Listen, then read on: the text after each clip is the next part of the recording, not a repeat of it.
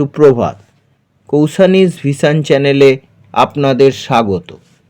নতুন ইংরাজি বছরের শুরুতে আপনাদের অনেক শুভেচ্ছা। খালনার লক্ষ্মী পুজোর ব্লগের পর অনেক দিন আর কোনো ব্লগ করতে পারিনি, এজন্য আমার দর্শকদের কাছে আমি ক্ষমা প্রার্থী। আজ 14ই জানুয়ারি একটা সুযোগ এসে গেল। আমি চলেছি 51 সতীপীঠের অন্যতম পূর্ব বর্ধমান জেলার মঙ্গলকোট ব্লকের অন্তর্গত ক্ষীরগ্রামে। এখানে আমি দেখব যোগাদ্দা মায়ের মন্দির, মায়ের বিশ্রাম কক্ষ, ধামাজ দিঘি ও গ্রাম বাংলার সুন্দর ছবি। একদিনের ভ্রমণে আজ আমার সঙ্গী 3 জন দাদা, কৌশিক চ্যাটার্জি, গুরুপ্রসাদ মণ্ডল, তরুণ মণ্ডল। আমরা উত্তরপাড়া স্টেশন থেকে যাত্রা শুরু করলাম। আমাদের প্রথম গন্তব্য বর্ধমান জংশন। বর্ধমান থেকে কাটোয়াগামী লোকালে আমরা যাব কৈচর হল্ট স্টেশনে। আসুন দর্শক বন্ধুরা, আমার সঙ্গে ক্ষীরগ্রামে দর্শন করুন লঙ্কায় পাতালপুরীতে রাবণপুত্র মহিরাবণ পূজিত দেবী ভদ্রকালী, এখন যা রূপান্তরে মা যোগাদ্দা, ও এখানকার পীঠ ভৈরব ক্ষীরকণ্ঠক। ক্ষীর ভৈরবের নাম অনুসারে প্রাচীন বাংলার এই জনপদের নাম হয় ক্ষীরগ্রাম। হাওড়া বর্ধমান মেন শাখার বর্ধমানগামী লোকাল ট্রেনটি হাওড়া থেকে উত্তরপাড়া স্টেশনে আসে সকাল 6টা 35 মিনিটে। ওই ট্রেনে আমরা চড়ে বসলাম। আজ মরশুমের শীতলতম দিন, সেই সঙ্গে প্রচণ্ড কুয়াশা, তাই ট্রেনের জানলা বন্ধ। সূর্যদেবের দর্শন নেই, ফলে রেলপথের দুধারের প্রাকৃতিক দৃশ্য ক্যামেরাবন্দি করা গেল না। চোখে যেটুকু দেখা গেল, সদ্য ধান কাটা শেষ হয়েছে, নতুন চাষের প্রস্তুতি চলছে মসৃণ গতিতে। কিছু ক্ষেতে সর্ষের চাষ করা হয়েছে। এভাবে প্রায় 2 ঘন্টা ট্রেন যাত্রার পর আমরা পৌঁছলাম বর্ধমান জংশনে। স্টেশনে ঘোষণা মারফত জানা গেল 8 নম্বর প্ল্যাটফর্ম থেকে কাটোয়াগামী ট্রেন ছাড়বে সকাল 9টা 35 মিনিটে। ঘোষণা মতো ট্রেনে উঠলাম। সময়ের কিছু পরে ট্রেনটা চলা শুরু করলো। ওই শাখায় সিঙ্গেল লাইন, ফলে কাটোয়া থেকে বর্ধমানের দিকে যে সমস্ত ট্রেন আসছে, ওই ট্রেনগুলি বিশেষ ব্যবস্থা আছে এমন স্টেশনে ক্রসিং করে, ফলে ট্রেন দুটির কোনো একটিকে বেশ কিছু সময় অযথা দাঁড়িয়ে থাকতে হয়। এই যাত্রায় আমাদের এই রকম অভিজ্ঞতা হলো। করজনা স্টেশনে আমাদের ট্রেনটি প্রায় 25 মিনিট দাঁড়িয়ে গেল কাটোয়া থেকে বর্ধমানগামী ট্রেনটির জন্য। আমরা স্টেশনে নেমে প্রাকৃতিক দৃশ্য দেখলাম। উল্টো দিক থেকে আসা ট্রেনটি আমাদের অতিক্রম করে গেল। আমাদের ট্রেনটিও চলতে শুরু করলো। আমাদের গন্তব্য কৈচর হল্ট। প্রায় ঘন্টাখানেক চলার পর আমরা এসে পৌঁছলাম অপেক্ষাকৃত শান্ত, কোলাহলমুক্ত, গাছগাছালিতে ঘেরা স্টেশন কৈচর হল্টে। স্টেশনটি অনেকটা পাহাড়ি অঞ্চলের স্টেশনের মতো। সমতল রাস্তা থেকে কমপক্ষে 15 ফুট উঁচুতে। স্টেশন থেকে বেরিয়ে আসার রাস্তা ঢালু। স্টেশনের বাইরে একটি ছোট্ট সুন্দর মন্দির গ্রহরাজ শনিদেবের। শনিদেবকে প্রণাম জানিয়ে স্টেশনের কাছে মিষ্টির দোকান থেকে মন্ডা সহযোগে জলযোগ সেরে টোটো স্ট্যান্ড থেকে টোটো ভাড়া নিয়ে এগিয়ে চললাম সতীপীঠ ক্ষীরগ্রামের পথে। স্টেশন থেকে ক্ষীরগ্রামে যোগদ্দা মায়ের মন্দির দূরত্ব প্রায় 4 কিলোমিটার। ক্ষীরগ্রাম যাওয়ার রাস্তাটির অবস্থা খুব খারাপ। পিচ উঠে গিয়ে মোরাম বেরিয়ে গেছে। টোটোর ঝাঁকুনি কাটিয়ে রাস্তার দুধারের ক্ষেত খামার গোচারণ দেখতে দেখতে সেচ খালের ব্রিজের উপর দিয়ে এসে উপস্থিত হলাম সতীপীঠ ক্ষীরগ্রামে। এখানে সতীমা যোগাদ্দা নামে খ্যাত।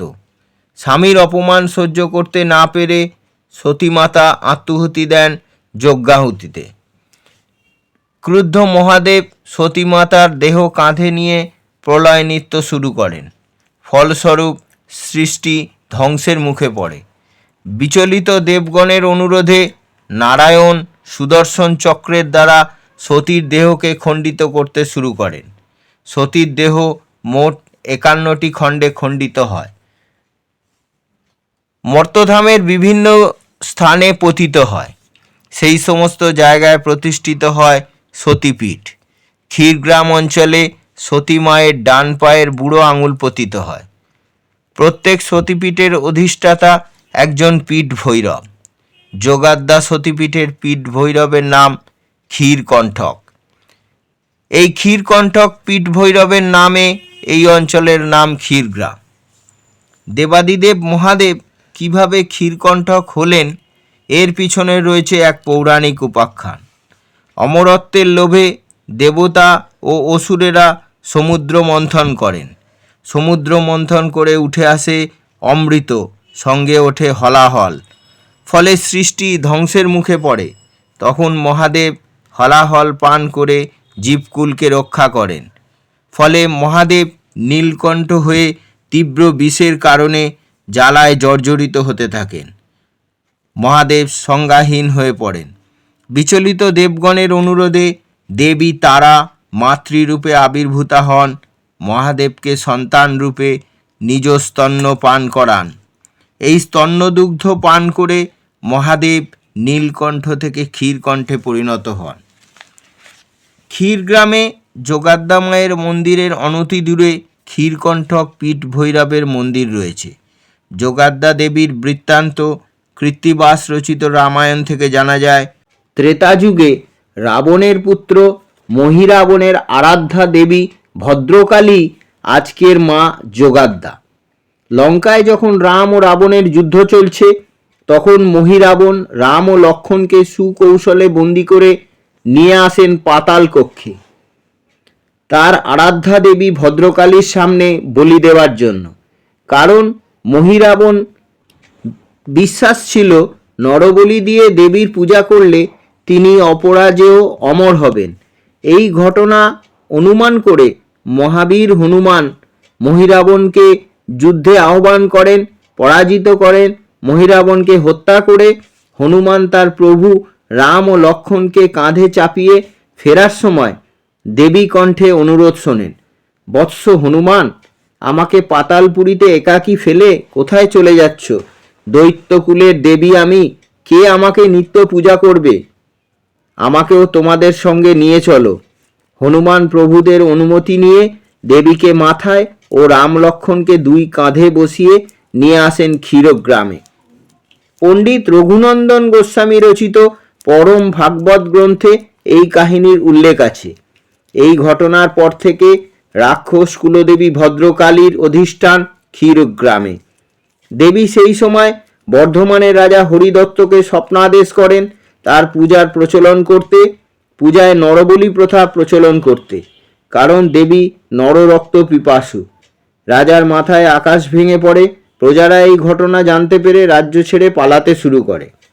রাজা দেবী আজ্ঞা পালন করতে গিয়ে নিজের 7 পুত্রকে যূপকাষ্ঠে বলি প্রদান করলে দেবীর রোষানল থেকে বাঁচতে। 7 পুত্রের বলির পর এবার পালা এলো ব্রাহ্মণ পুত্রে। পুত্রের প্রাণ বাঁচাতে ব্রাহ্মণ তার স্ত্রী পুত্র নিয়ে এক রাতের অন্ধকারে রাজ্য ছেড়ে পালিয়ে যাচ্ছিলেন।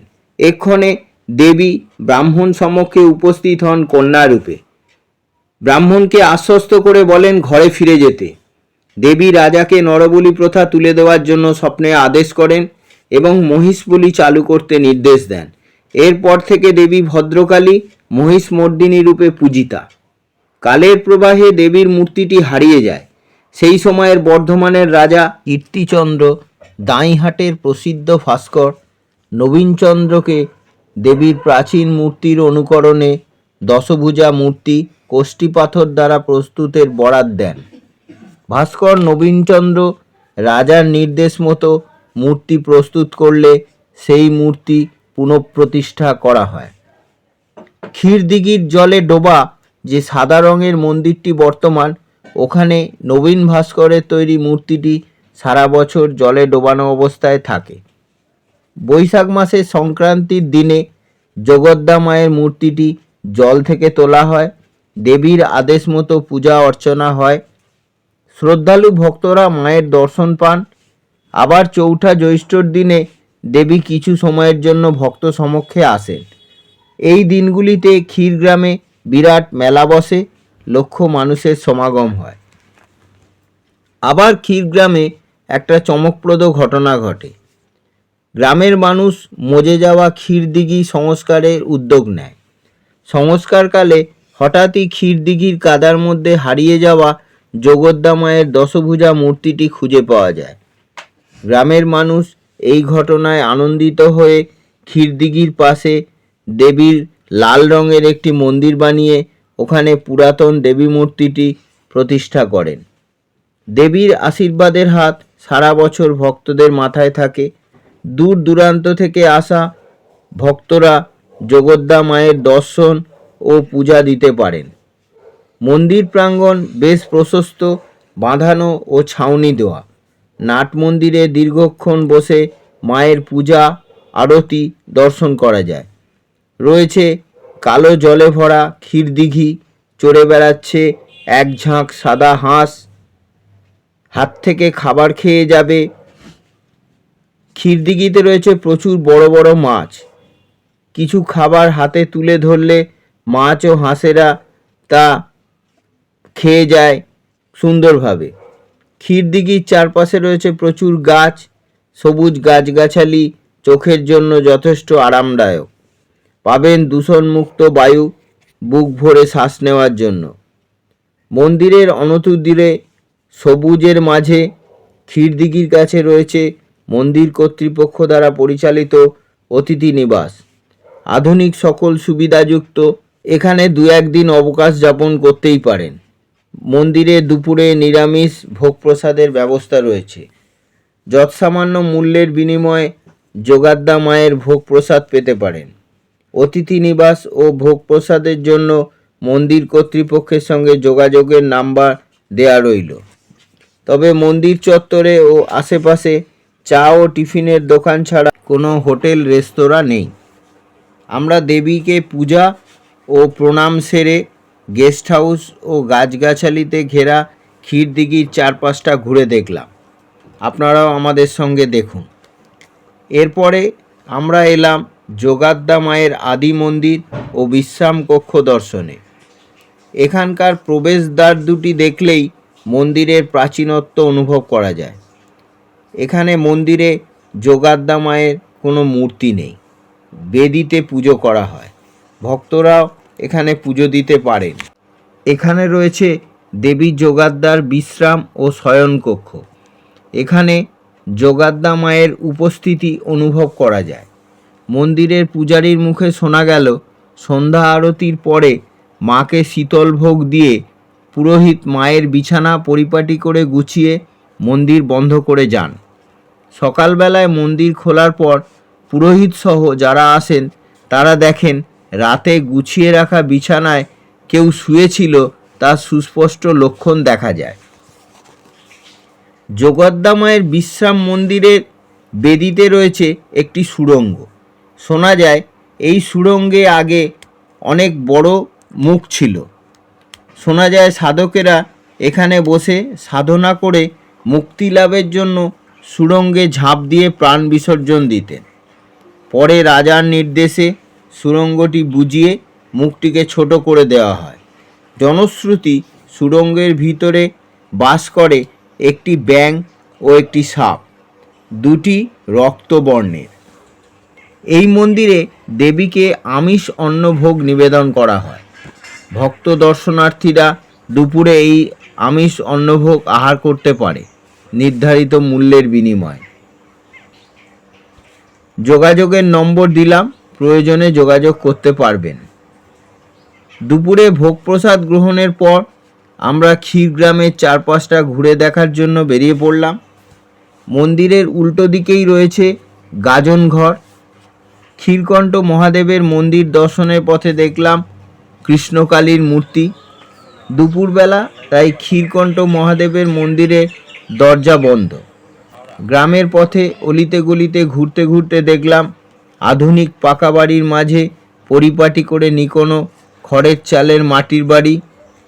আজ পৌষ সংক্রান্তি, তাই প্রত্যেক বাড়িতে সুন্দর করে আলপনা আঁকা হয়েছে।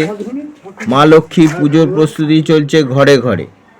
গরু, ছাগল, ভেড়া চড়ে বেড়াচ্ছে। গ্রামের পথ ধরে হাঁটতে হাঁটতে আমরা চললাম ধামাস দিঘি দেখতে। এখানে জগদ্দা মা দেখিয়েছিলেন তার লীলা। জনশ্রুতি ভানু দত্ত নামে এক শাঁখারি একদিন ওই দিঘির পাশ দিয়ে যাওয়ার সময় দেখেন এক সুন্দরী লাবণ্যময়ী কন্যা একাকী স্নান করছিলেন। হঠাৎ সেই কন্যা শাঁখারিকে ডেকে শাঁখা পড়ার ইচ্ছা প্রকাশ করেন। বলেন তিনি যোগাদ্দা মায়ের পূজারীর মেয়ে, তাকে শাঁখা পরিয়ে তার বাবার থেকে টাকা নিতে। সেই টাকা বিশেষ একটি স্থানে কুলুঙ্গিতে রাখা আছে। শাঁখারি শাঁখা পরিয়ে পূজারীর কাছে গিয়ে সমস্ত ঘটনা বলেন। পুরোহিত জানান তার কোনো কন্যা নেই। পুরোহিতের বুঝতে অসুবিধা হলো না, যোগমায়া জগদ্দার লীলা এটি।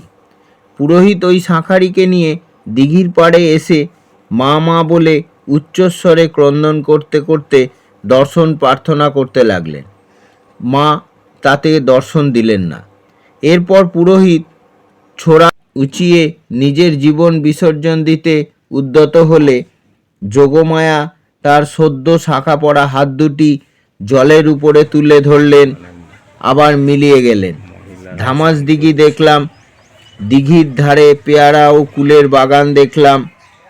এবার ফেরার পালা। সূর্য পশ্চিম দিকে ঢলে পড়েছে। পড়ন্ত রোদ ও ক্ষীরগ্রামের ধুলো গায়ে মেখে ফেরার জন্য টোটো চেপে কৈচর স্টেশনে এসে পৌঁছলাম। বর্ধমান যাবার ট্রেন এসে দাঁড়ালো স্টেশনে, তাতে চড়ে বসলাম। ভিডিওটি ভালো লাগলে চ্যানেলটি সাবস্ক্রাইব করে লাইক, শেয়ার ও কমেন্ট করে দেবেন।